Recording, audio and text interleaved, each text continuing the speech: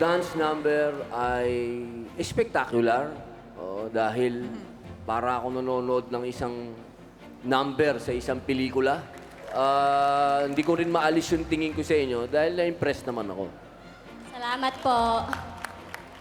Ako sobrang na-impress ako sa effort na binigay nyo. At na-appreciate ko rin yung tulong kung bakit kayo nandito sa Pilipinas Got Talent na gusto nyo tumulong sa eskwelahan nyo at sa pamilya nyo.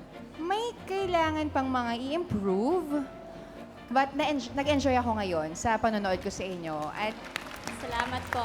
At ang babait yung mga bagets. Sana lahat ng tao kagaya nyo na may kusa. Salamat po.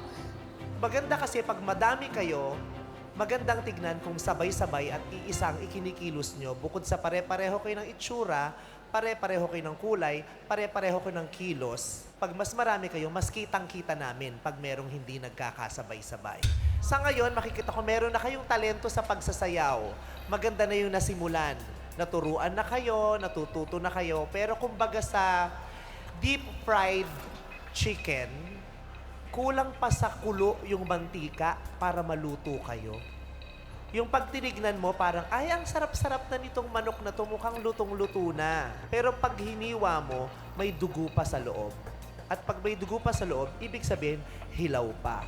At pag hilaw pa, pakuluan mo ulit para tuluyan siyang maluto. Yun ang nakikita ko sa inyo. Meron na, mukhang masarap na, pero hilaw pa. Salamat. Thank you po. Sir FMG, Magandang costume nyo, magandang galaw nyo.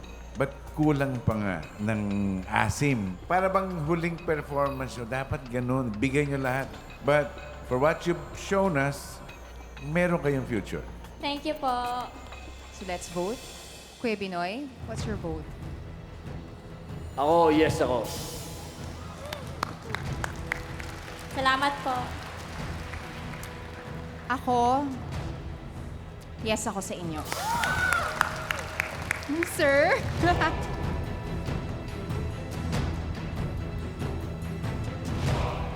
You know, I want to say yes, pero kulang pa. So I'm really sorry if I have to say no. So, meron na kayong dalawang yes at isang no. Tanungin muna natin si Vice. Ang ganda kasi ng ang ganda ng purpose ng pagsali, di ba? At saka ang dami nyo ng pinagdaanan sa Samar. At sumali kayo rito para makatulong. So kung magnono kami, mapuputol yung chance yung makatulong sa eskwelahan nyo. So dapat yes ang ibigay ko sa inyo. Ganun ba yun?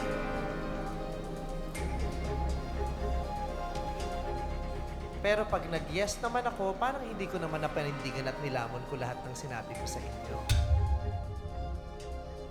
So ngayon, kasi gusto kong makatulong kayo sa eskwelahan niyo. Kaya gusto ko sanang mag-offer ng tulong sa eskwelahan niyo. Salamat po. Kung di niyo mamasamain, gusto kong mag-offer ng 100,000 pesos sa eskwelahan ninyo. Maraming salamat po. Hindi kasi iba yung yes, iba yung kasi this is a contest, hindi naman to Yeah. Pilipinas Got Awa. Ayaw din naman naming mapagbantangan noon, di ba? Correct. Dahil hindi lang naman kayo, maliban sa mga taga-Samar, lahat ng Pilipino sa buong Pilipinas ay may kanya-kanyang pinagdadaanan. Offer and I'll offer 100,000 for your school. 200,000 pesos sa eskwelahan ninyo. Maraming salamat po. Ako kung anong in-offer ng aking mga kasamang mababait na judges dito, mag-offer din ako ng gano'n. Alam nyo, mga anak ko na kayo eh. Napakaganda ng sinasabi ni Vice, ni FMG, ni Angel. Pero yung pangarap, walang presyo yun. Pag nangarap kayo, hanggang kamatayan yun. Yung mga pangarap ninyo, huwag niyong bitawan yun.